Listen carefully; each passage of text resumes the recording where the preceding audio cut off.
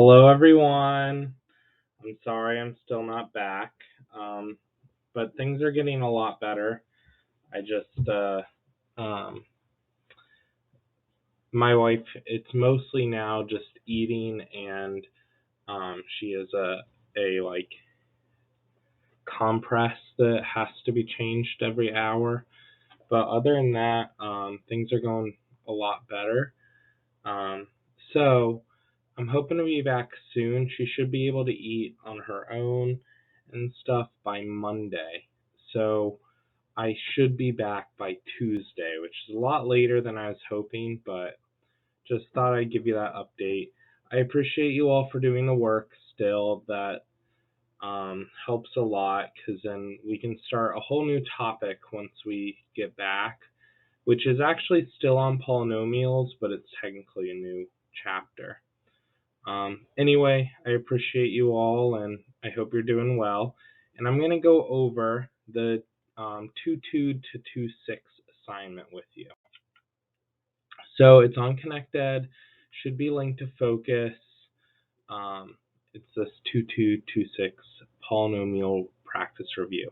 And all of these questions should be review. So the very first one should be quite easy. We're just trying to figure out which out of these two equations has the greater degree. Well, the first one has a degree of 4, and the second one has a degree of 3.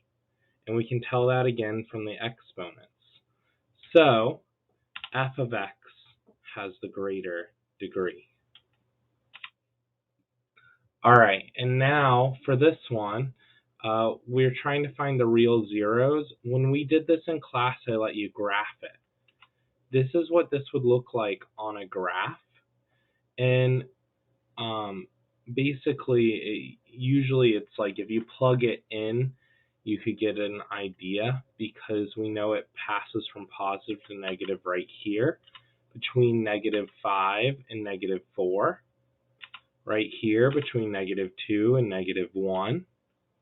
Right here between -1 and 0, and right here between 3 and 4. So those are all the answers for this one. Again, hopefully pretty easy and hopefully just review.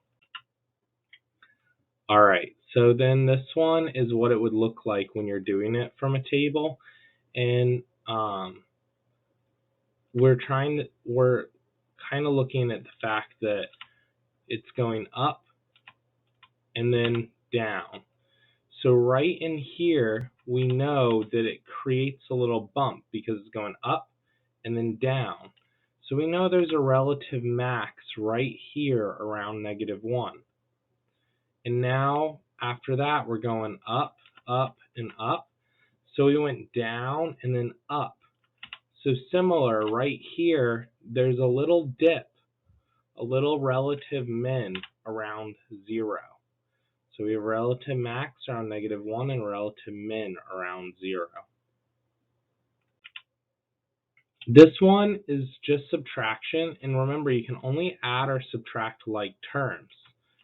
So basically we're going to do 7 minus 2, which gives us 5x to the 4th. -5 minus 6. So -5 minus 6, and that's going to be -11 x to the 3rd. 8 minus -4, that's going to end up being 8 plus 4, which is 12x squared. And then 9 minus -1, minus minus makes it plus. So you're going to end up adding. So it's going to be basically 9x plus x, which is 10x. And then -13 minus 4, that's a negative number becoming more negative, and we get -17. So that is our final answer.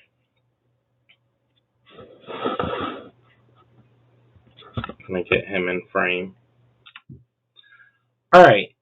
So there's been a lot of confusion about division, and this one I thought would be a pretty easy-ish one, but I'm going to break it down quite a bit for you.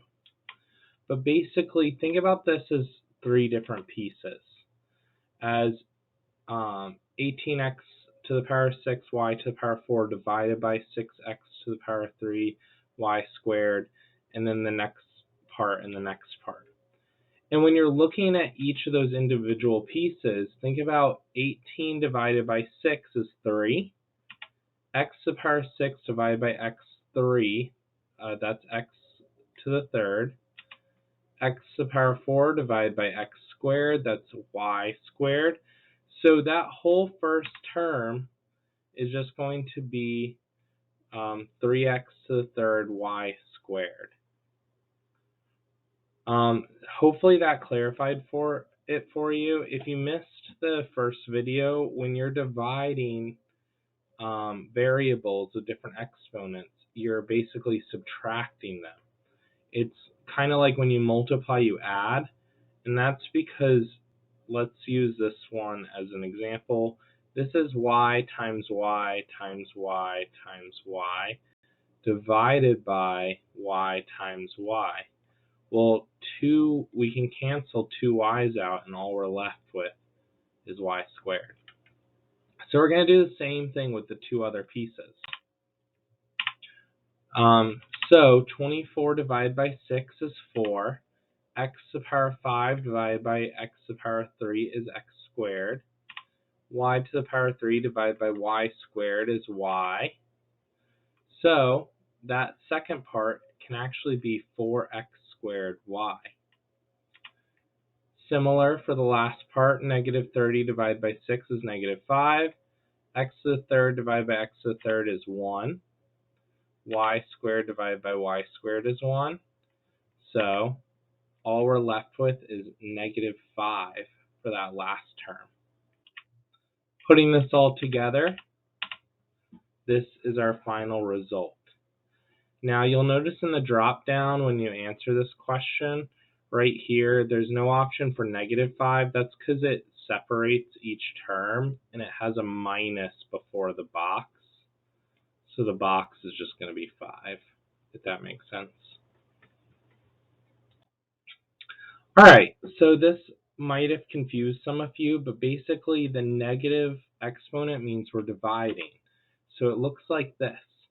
I'm going to use synthetic division because I think it's a lot easier. If you didn't watch my video on synthetic division, or the other video I think I put for a little bit, but then I think I took that off for my video.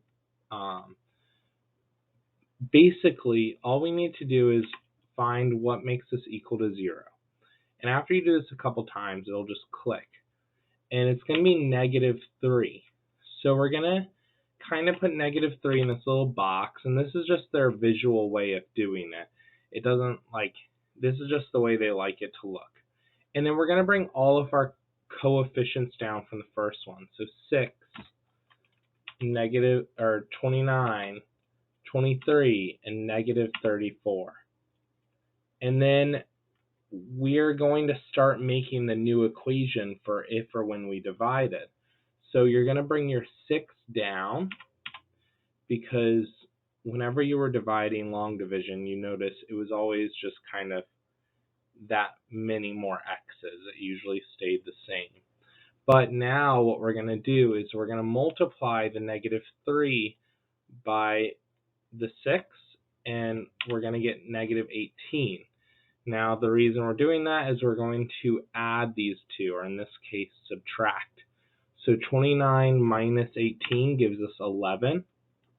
And then we're just going to repeat that. So negative 3 times 11 is negative 33. And then 23 minus 33 is going to be negative 10.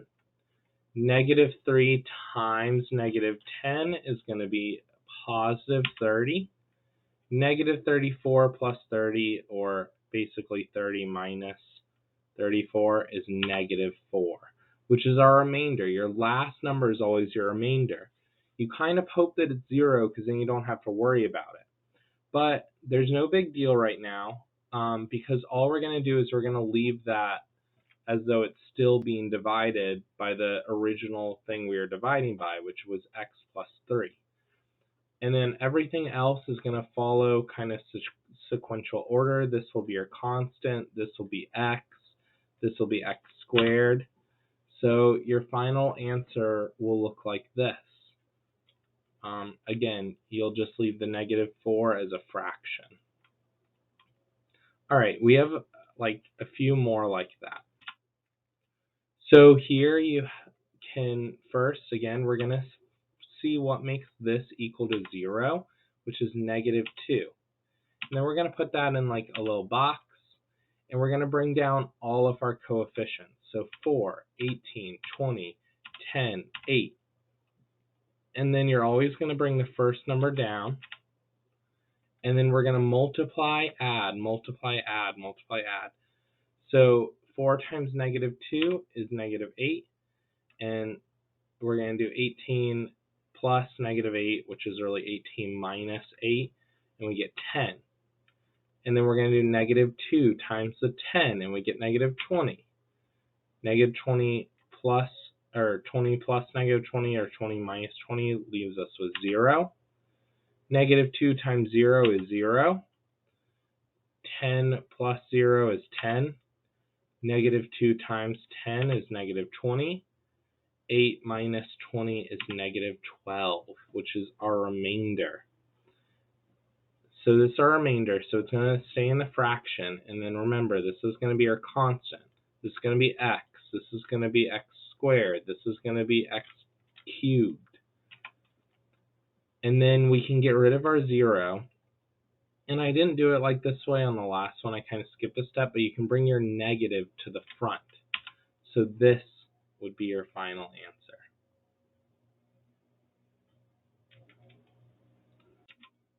All right. I think this is the last one like this, and it's the same idea. What makes x plus 7 equal 0? And it's going to be -7.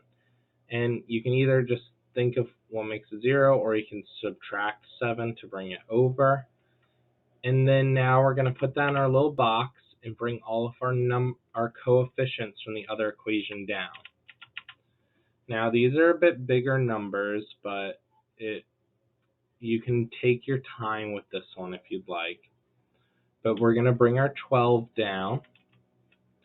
And then again, now after you bring the first one down, you're going to multiply and then add it with the next one. Multiply, add it with the next one until you're done. So -7 times 12, we get -84. 103 minus 84, we're going to get 19. -7 times 19, we get -133. And then 113 minus 133 is -18.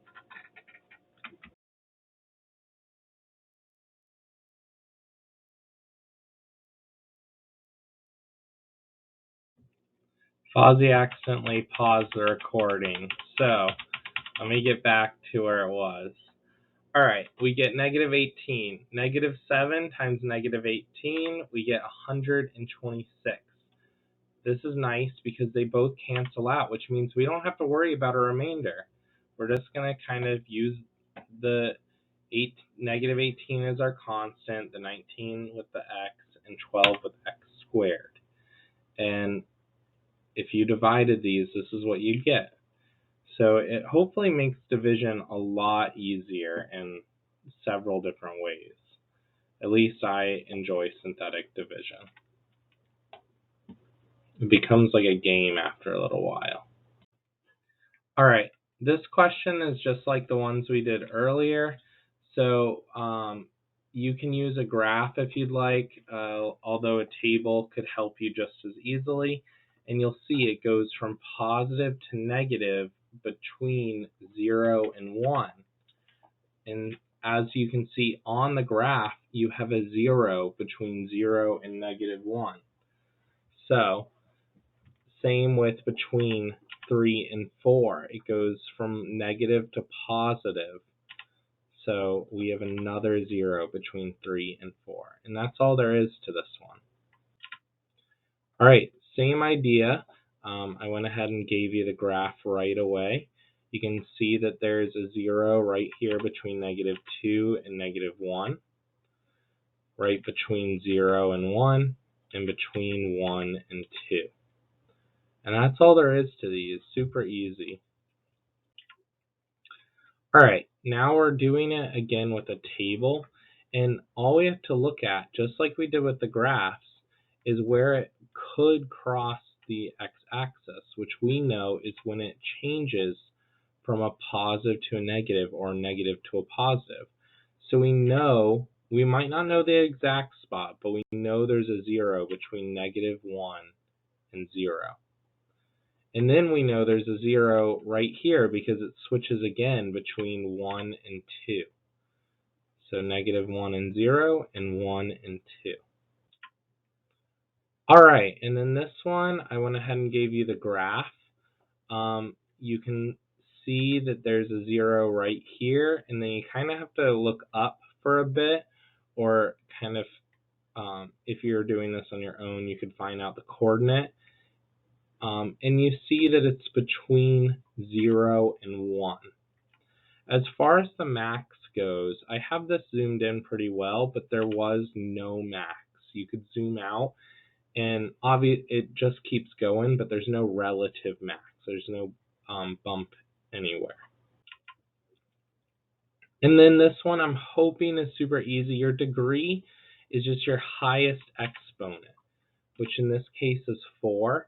And then your leading coefficient is the number in front of that variable with the highest exponent. So in this case, -3. It is not always whatever's in front, which you're going to see on this next one. So here, we have to kind of search for it. It's back here. You see that there's a 4, and that is our highest exponent. So this has a degree of 4. And then the number that's in front of that is -15. So that would be our leading coefficient if this was in standard form. All right, and now we're just doing basic subtraction. He's not. I was going to try to get him in frame, but I can't. All right, so just think about it. What's 9 minus 3? And it's 6. And then 6 minus -2 is going to end up being 6 plus 2, which is 8. So that's our final answer. That one hopefully was super easy.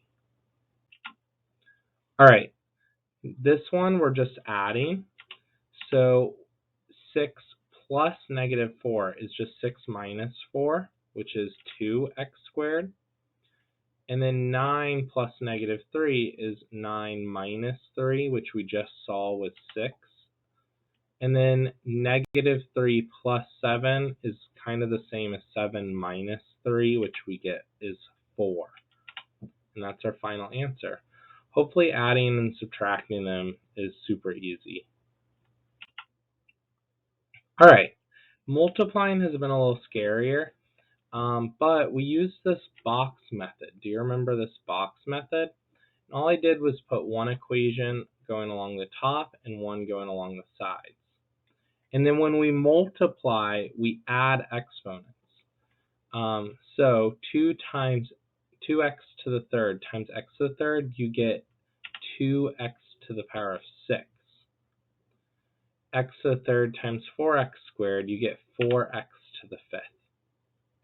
-5 times x to the third is just -5x to the third.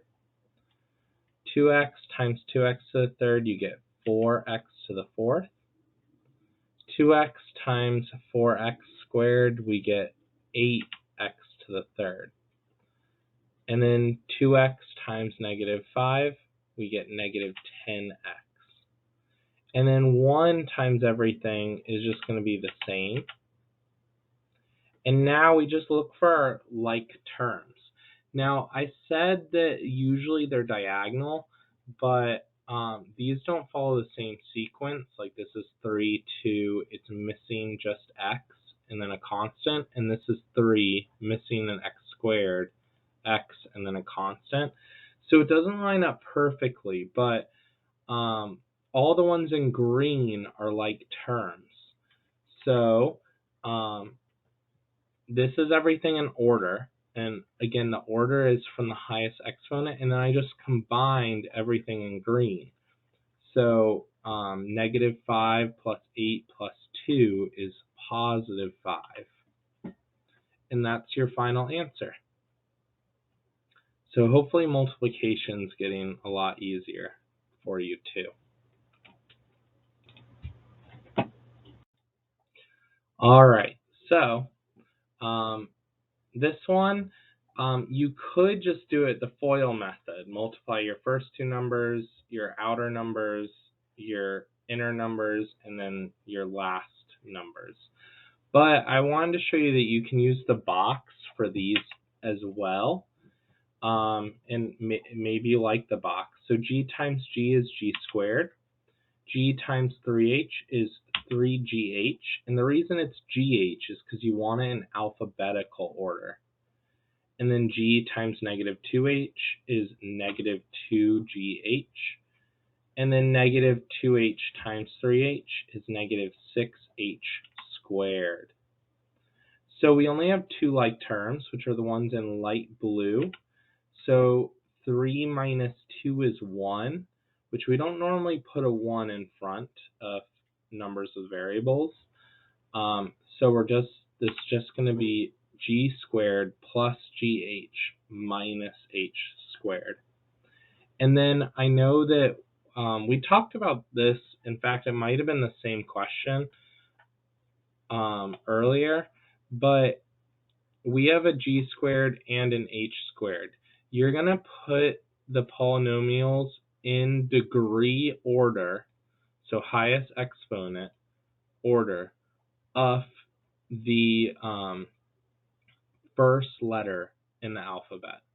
So we're just kind of seeing how this is G2, this is G1, this is technically G0. But you're not going to write that. So just a heads up on why that is. All right, this one hopefully is super easy because I think you did a lot of this type of stuff in Algebra 1. But we're just going to do x squared times 2x, x squared times 9. X squared times 2x is 2x, and then x is multiplying 3 times. So 2x cubed, and then plus 9x squared. All right, and then we have a subtraction one. So I like to line these up, but you can just think about it across the board.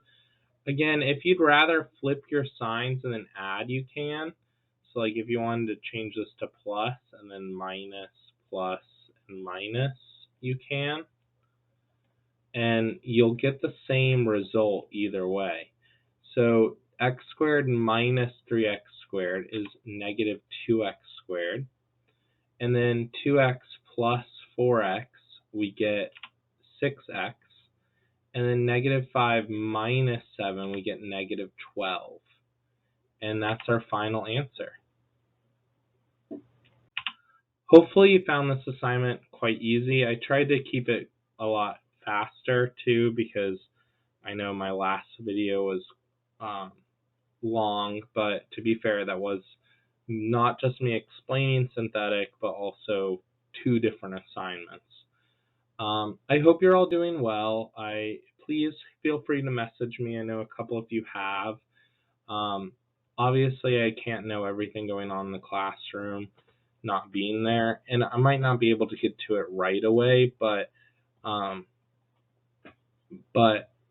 a little bit more available these couple days because my wife is doing quite a bit better. But yeah, I'll let Fozzie say goodbye. Bye. This should be the last video till I see you, so see you soon. Bye.